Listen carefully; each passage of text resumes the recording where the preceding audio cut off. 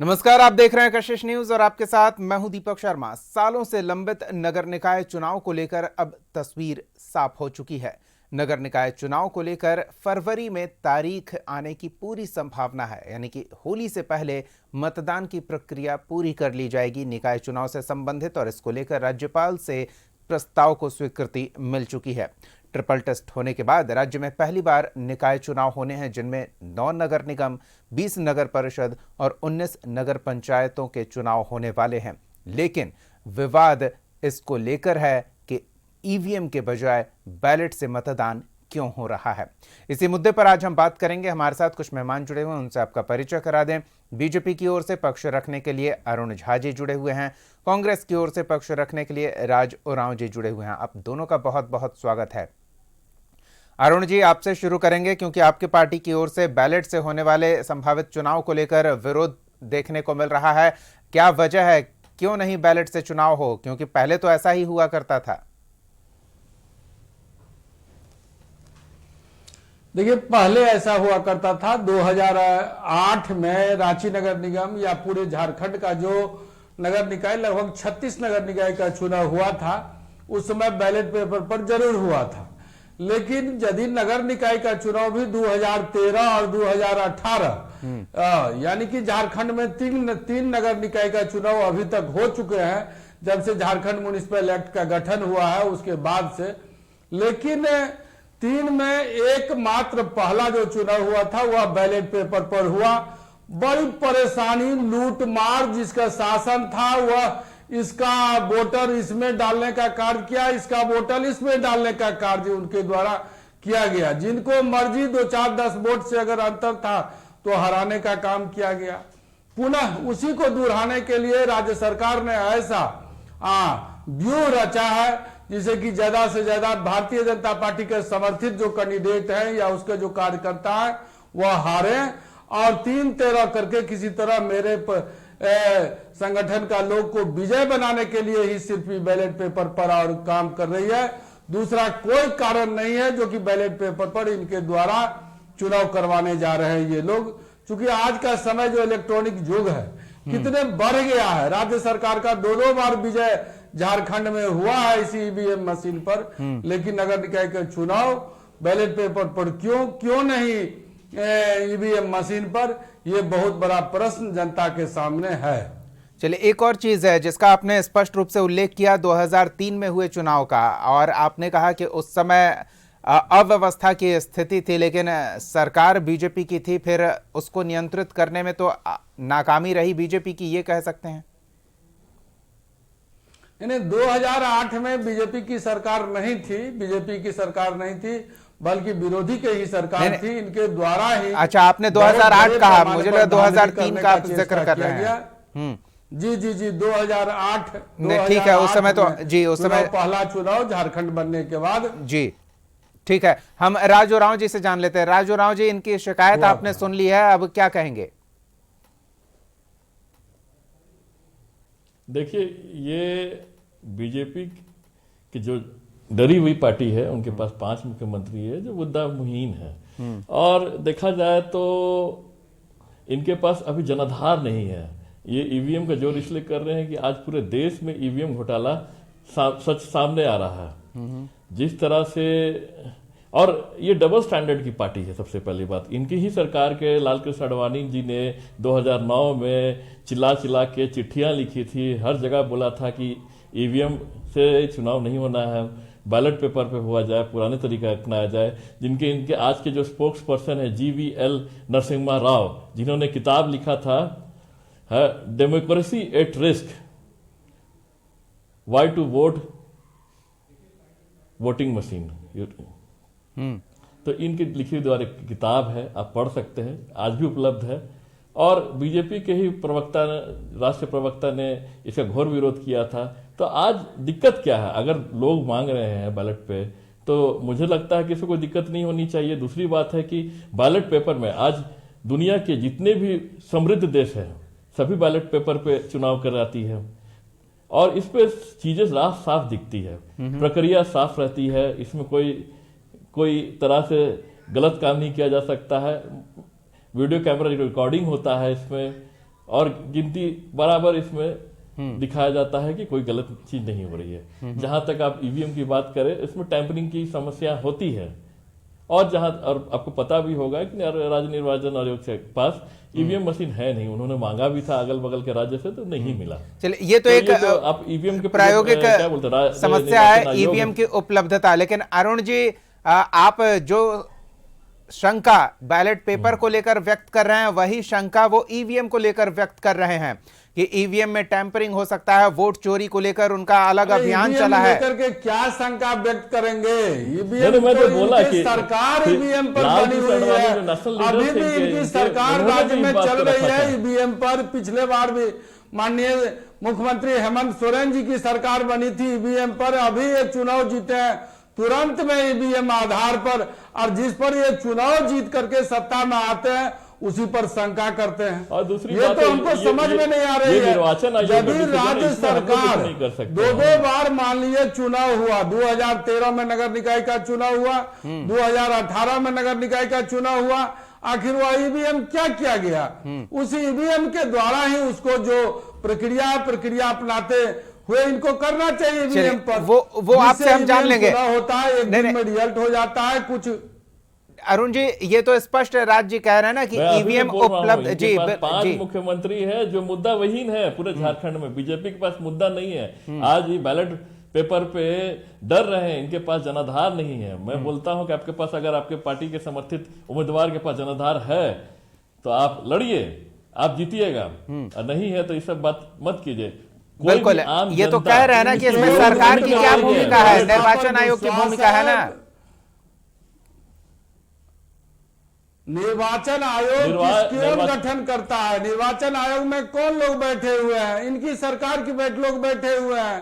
जिनको नियुक्त किए हैं वो लोग बैठे हुए हैं। आखिर ईवीएम से दिक्कत इनको क्या हो रहा है? नहीं, दिक्कत ये है कि ईवीएम उपलब्ध नहीं है, और कोई दिक्कत नहीं है। अरुण जी, अगर आप ये कह रहे हैं कि सरकार निर्वाचन आयोग में अपने लोगों को बिठाती है, तो ये केंद्र पर इस तरह के आरोप लगा रहे हैं, तो उन आरोपों पर क्या जवाब दीजिएगा कि केंद्र में सरकार ने अपने लोगों को बिठा रखा है?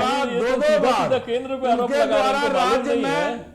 बार इनके द्वारा राज्य में नगर निकाय के चुनाव ईवीएम मशीन के द्वारा किया गया है। आज जो मान लिया 2008 में पहला चुनाव बैलेट पेपर पर हुआ, नहीं हो सकता। उसके बाद 2008 के बाद राज्य में कोई भी चुनाव बैलेट पेपर पर नहीं हुआ। अब आप बतलाइए कि 2008 का लगभग 18 साल हो गया, 18 साल पहले जो 18 साल का रहा होगा वो 36 साल का आज हो गया होगा। वो आज तक बैलेट पेपर देखा नहीं है। थोड़ा सा बैलेट पेपर का स्याही अगर इधर से इधर चले जाता है तो वह बैलेट पेपर पर नहीं, तो उसके लिए तो बाकायदा ट्रेनिंग कराई जाती है ना। मुझे भी याद है बैलेट पर मैंने भी बिहार में निकाय चुनाव में हिस्सा लिया है, तो वो एक व्यवस्था रहती है कि किस तरह से लोगों को बताया जाए कि वोटिंग की जानी है। लेकिन अरुण जी, यहाँ तो प्रायोगिक समस्या है ना कि बैलेट ईवीएम उपलब्ध नहीं है, वो तो फिर निर्वाचन आयोग को दोष दे रहे हैं आप। ईवीएम उपलब्ध कराना किसका ड्यूटी है? ईवीएम उपलब्ध कराना किसका ड्यूटी है? अगल बगल में बिहार में अभी चुनाव हुआ है ईवीएम मशीन के आधार पर, नगर निकाय चुनाव साल भर लगभग हुआ है। अभी मध्य प्रदेश में चुनाव हुआ, अगल बगल राज्य से तो इनको मदद लेनी चाहिए थी। अगल बगल राज्य में इनका ईवीएम आधार पर नगर निकाय का चुनाव हुआ है। आखिर इनका कितना कोऑर्डिनेशन गड़बड़ है? अगल बगल राज्य से ये नहीं मंगा पाते हैं। खुद जो पूर्व में इससे पहले जो राज्य सरकार द्वारा या निर्वाचन आयोग द्वारा जो नगर निकाय का चुनाव किया गया था 2018 में, वह ईवीएम को क्या हुआ? सबका सब चूहा कुतर दिया क्या? आखिर हुआ क्या? उसको उपलब्धता इन लोगों को करना चाहिए। इनका इरादा नेक नहीं है, इसीलिए यह चाह रहे हैं कि किसी तरह बैलेट पेपर में हो, हमने लूट मार करने का मौका मिले, हमको 3-13 इधर से इधर करने का मौका मिले। यही तो ये भी कह रहे हैं। राज जी की बात जरा सुन लीजिए, वो क्या कह रहे हैं। जी राज जी, समय में जी राज जी, ईवीएम घोटाला पूरे देश में चर्चा के मामले पे चलाया जा रहा है। आज अगर जनता मांग रही है कि बैलेट पे चुनाव हो, तो जनता के अनुसार डिमांड पे इसे बैलेट पे किया जा रहा है। ये सिर्फ भारतीय जनता पार्टी बैलेट पे नहीं चुनाव कराना चाह रही है, क्योंकि ये डरती है, क्योंकि इनके जनाधार नहीं है। ये किस तरह से वोट अपने ईवीएम के द्वारा पा रहे हैं, किस तरह से वोट टेम्पर करके ले जीत रहे हैं, इन्हें पता है। आज इन्हें मालूम है कि अगर ये ईवीएम में नहीं होगा इनका वोट, ये हार सकती है। मैं बोलता हूं, आज भी चैलेंज करता हूं कि इनके जितने भी समर्थक राजू राव जी, झारखंड की सरकार ईवीएम से ही चुनी गई है। अरुण जी तो साफ कह रहे हैं ना, मतलब आप सरकार के चुनाव की विश्वसनीयता पर, जेएमएम कांग्रेस और आरजेडी की सरकार चुने गए हैं, उसकी विश्वसनीयता पर ही सवाल खड़े कर रहे हैं ना। डिमांड की बात है, मैं बोल रहा हूं, मैं पब्लिक डिमांड की बात है। कौन फिर आप ये भी तो बोल रहे हैं ना कि 4 ईवीएम में दिनों इनके तक वोट नगर थे। निकाय का गिनती होते रहेगा। 3 दिन तक लोग भूखे प्यासे दबे वहां खड़े रहते हैं कि मेरे वार्ड का चुनाव कब होगा, कब मेयर का चुनाव का प्रक्रिया समाप्त होगी। 3 से 4 दिन आज के इलेक्ट्रॉनिक युग में भी ये लोग 3 से 4 दिन चुनाव में गिनती में लगाएंगे। पूरे राज्य का कार्यकर्ता जितने भी हो, किसी भी दल का हो, वहां खड़े रहता है, भूख प्यास से ये सब तो बात की बात है ना। ये तो छोटी सी नहीं, एकदम छोटी सी समस्या ये बता रहे हैं कि ईवीएम की उपलब्धता नहीं हो पाई है। आपकी पार्टी कई राज्यों में कोऑर्डिनेट करके इनकी समस्या का समाधान कर सकती है ना। आपकी पार्टी, बिल्कुल आपकी पार्टी भी सहयोग कर सकती है, बिहार में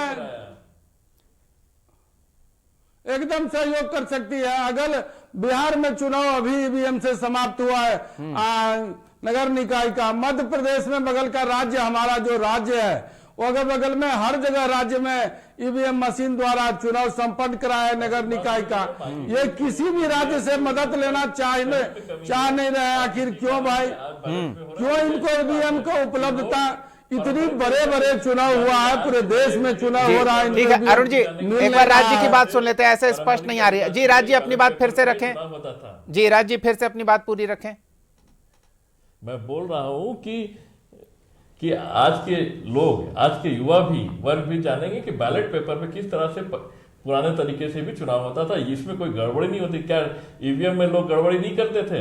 इसमें अगर होगा भी तो मात्र 1-2 वोट होगा, पर इसकी ट्रेनिंग दी जाती है किस तरह से बैलेट पे वोट करना है। ये सीखने वाली चीज है। और ये बढ़िया, ये समृद्ध देश जब सीख रहा है आज के डेट में, कोई इलेक्ट्रॉनिक युग है, परीक्षण के तौर पर ईवीएम हो रही है, मशीन के जगह बैलेट पेपर लाना चाह रहे हैं। आज भी जो अमेरिका जैसे देश है, फ्रांस है, रसिया है, सभी बैलेट पेपर पे ही चुनाव करते हैं। तो इसमें बुराई क्या है? मुझे नहीं लगता। अरे जिस देश का चुनाव ईवीएम पर हो रहा है, ईवीएम के जगह हो रहा है बैलेट पेपर पर, उस देश का घनत्व तो देखिए, जनसंख्या का कितने बड़े लोग हैं और कितने मतदाता हैं। और अपने देश का घनत्व तो देखिए, राज्य का 3.5 करोड़ जनसंख्या में 40% जनसंख्या शहरी मतदाता के रूप में परिवर्तन हो गए हैं। पहले हम लोग बच्चा में पढ़ रहे थे कि 80% लोग गांव में बसते हैं। अब ऐसा नहीं, अब आपको बोलना है कि 60% लोग ही गांव में रह गए हैं। अब इतनी बड़ी घनत्व में, जहाँ इतने बड़े आबादी है, रांची जैसा छोटे शहर में जो 11 लाख से ऊपर मतदाता है, रांची जैसे छोटे शहर में 11 लाख से मतदाता है। अगर हम बैलेट पेपर से करेंगे तो 2 दिन तक मतदान होते रहेगा, 4 दिन तक गिनती होते रहेगा। ऐसा प्रक्रिया में क्यों आना चाह रहे हैं? आखिर इनको अगर विश्वसनीयता पर ईवीएम बैलेट पेपर वो चुनाव करने की दिक्कत क्या है? वो तो अगर ईवीएम पर इनको बता तो रहे हैं, राज्य आप सुन नहीं रहे हैं शायद, या फिर सुनकर अनसुना करना चाह रहे हैं। बैलेट से दिक्कत की ये तमाम प्रायोगिक चीजें बता रहे हैं। ये दल विशेष के व्यक्ति के तौर पर नहीं, एक मतदाता के तौर पर किस तरह की समस्याएं आएगी। संख्या के आधार पर इतनी बड़ी संख्या में लोग वोटिंग के लिए पहुंचेंगे तो वो समय की जो बाध्यता है, समय सीमा निर्धारित है, तो इस तरह की चुनौती आएगी। और ये प्रायोगिक ये बता रहे हैं कि कम वोटिंग होगी, यानी कि आप चाहते हैं कि लोग कम संख्या में वोटिंग के लिए पहुंचे ताकि किसी तरह से कोई व्यवधान किया जा सके। ये तो आरोप है इनका। नहीं, अगर देखिए, एक चीज मैं बता रहा हूं कि अगर निर्वाचन आयोग ने तैयारी की है तो उनका कोई तैयारी होगा। उस तैयारी के का हवाला देते हुए बोल रहे हैं कि बैलेट पे कराना संभव है, और वो करा रहे हैं।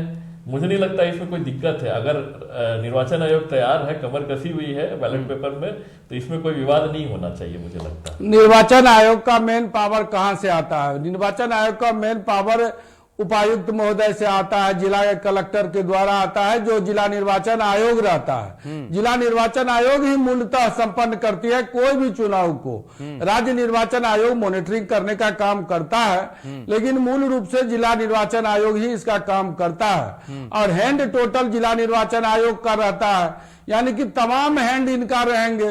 राज्य निर्वाचन आयोग के पास हैंड कितना रहता है आप लोग भी सब बात को समझते हैं। वो तो जो सिस्टम है उसी सिस्टम का सहयोग लेकर चुनाव करवाता है ना, उसका कोई अपना मैन पावर नहीं है, कोई अपना वर्क सिस्टम नहीं है जी। सिस्टम से चलेगा तो सिस्टम पर सवाल उठाना सही नहीं ना है। उनके पास एक मात्र उपाय है। ये लोग सोच रहे हैं कि 3-13 करके हम राज्य में जो शहर का सरकार है उस पर हम लोग काबिज हो। नहीं, अगर ये 3-13 कर सकते हैं तो क्या आप 6-26 में काम आपकी तरफ हो? 6-26 कैसे करेंगे? ये लोग बैलेट पेपर से करा रहे हैं। एक बूथ में 1500 से कम मतदाता है। ईवीएम होता तो उसमें आंकड़े हो जाते गड़बड़। नहीं ना, आंकड़ा उकड़ा का कोई बात नहीं है। लोग स्पीड में तुरंत मतदान करते हैं। मतदान का स्पीड रहता है, जो एक आदमी लगभग 20-30 सेकंड में मतदान कर लेते हैं। तो मतदान का जो रहता है 8 घंटा या 9 घंटा, जो भी मतदान का समय सीमा पर बहुत से अधिक मतदान होने की चांस रहती है। जब घूम फिर कर बात मतदाता पर आ जाती है कि मतदाता फैसला करता है। तो अगर मतदाता ईवीएम का बटन आपके पक्ष में दबा सकता है, तो क्या बैलेट पर आपके पक्ष में निशान नहीं लगा सकता है अरुण जी? बैलेट में ये लोग गड़बड़ करते हैं ना। कैसे ईवीएम में आप लोग गड़बड़ करते हैं ना, ये तो कहते हैं, आप मानने को तैयार नहीं है। आपको जी राज जी, आपको स्पष्ट करना हम चाह रहे हैं भाई साहब। मैं बता रहा हूं, बैलेट बहुत क्लियर समाधान है। बैलेट में लोग अपने से प्रतिवेदन मतलब देख सकते हैं कि कहाँ उनका वोट पड़ रहा है, नहीं पड़ रहा है। ईवीएम में पता नहीं चलता। देखने वाली बात तो वीवीपैट है, उसके लिए कहाँ पे वीवीपैट में उसकी वोट पड़ रही है, वो सब है, वो सब है। आप तो वीवीपैट से सब लोग देखते रहते हैं। बिल्कुल बिल्कुल, ये सब इसमें क्या आधारहीन तर्क है, ये तर्क नहीं है। ये लगा रहे हैं लोग अपने से चेक कर सकते हैं कि उनका वोट कहां पड़ रहा है। और इनकी राज्य सरकार का ये मंशा है। 2008 में भी हम चुनाव लड़े थे, 574 देखे कि 22 वोट से लगभग 57 वोट से 11:30 बजे रात में हमको बोल दिया गया कि चुनाव आप जीत गए 57 वोट से। और दूसरा बक्सा लगा करके इन्हीं का सरकार हमको ही 22 वोट से हारने का बाद में घोषणा दे दिया। पदाधिकारी लोग इनके रहते हैं, इनके इशारा पर काम करते हैं। जो बीजेपी का कार्यकर्ता, तो मैं खुद 2008 में 22 वोट से लगभग 11:30 यानी कि ये दूध के जले हैं, छाछ भी फूक फूक कर पिएंगे। ये भुक्त भोगी हैं अरुण जी। तो राज जी आप इन्हें समझाइए, ये जो कह रहे हैं कि खुद भुक्त भोगी हैं इसका। बिल्कुल भुक्त भोगी हैं, ये कैसे मानेंगे, कैसे आप इन्हें विश्वास दिलाएंगे? नतीजों के बाद बॉक्स आ जा रहे हैं। बैलेट पे और लोग अब देखिए, ये बेईमानों की सरकार है। इनके द्वारा ये सरकार का चाह रहे हैं कि हम किसी भी हालत में यहाँ पे काम करने वाली नगर निकाय पर कब्जा करना ये लोग चाह रहे हैं। लेकिन आपको हम विश्वास दिलाते हैं, ये लोग पूरे मेरे डिप्टी मेयर को घेरने का काम किए हैं। आपको बतला दें कि 1 नंबर वार्ड से लेकर के और 23 नंबर वार्ड तक ऐसा कहीं होता है क्या? 2 वार्ड सिर्फ खाली है। वार्ड नंबर 4 जिसमें इनके कार्यकर्ता चुनाव लड़ती है, वार्ड नंबर 18 जिसमें इनका कार्यकर्ता चुनाव लड़ने के लिए अभी दमखम दिखला रहे हैं। बाद बाकी 23 में 21 वार्ड लगातार रिजर्व हो, ऐसा कहीं हुआ है क्या? अरे रिजर्वेशन का जो शेड्यूल है, एक एसटी होना चाहिए, एक एससी होना चाहिए, फिर एक ओबीसी होना चाहिए। रिजर्वेशन पे हम पहले भी बात कर चुके हैं, आगे भी समय रहेगा बात करने का। राजू राव जी से समझ लेते हैं। राजू राव जी, आप जो तर्क दे रहे हैं वो तर्क कम कुतर्क ज्यादा लग रहा है।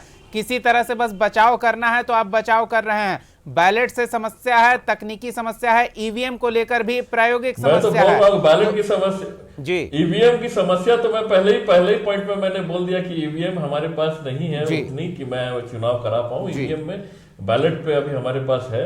इसमें निर्वाचन आयोग पूरी क्षमता के साथ लगी हुई है किसी तरह से चुनाव कराने का, और जिसकी भी जनाधार होगी जनाधार तो तब दिखलाएंगे जब आप जनाधार का सम्मान करिएगा। जब लूट मार करने का तैयारी कीजिएगा तो क्या जनाधार का सम्मान होगा? अच्छा, कौन आप अगर बगल से लीजिए ना, भी है, अभी भी मौका है। चुनाव की घोषणा राज्य में नहीं हुई है, चुनाव की घोषणा होने वाली है। ये भी हाईकोर्ट का डर अरुण जी, घोषणा कर रहे हैं। ये समस्या है 2020 से ही। नहीं, एक आसान सा सुझाव मेरे मन में आ रहा है राज्य में। नहीं, एक आसान सा सुझाव अरुण जी आपके लिए मेरे मन में है कि अगर बैलेट की जगह आप ईवीएम की उपलब्धता कर सकते हैं तो तमाम मुद्दों को लेकर प्रतिनिधिमंडल के माध्यम से आप अपनी बात रखने जाते हैं तो एक प्रतिनिधिमंडल लेकर जाइए निर्वाचन आयोग के, राज्य निर्वाचन आयोग के अधिकारी। लगातार राज्य सरकार को ज्ञापन देने का काम किया है।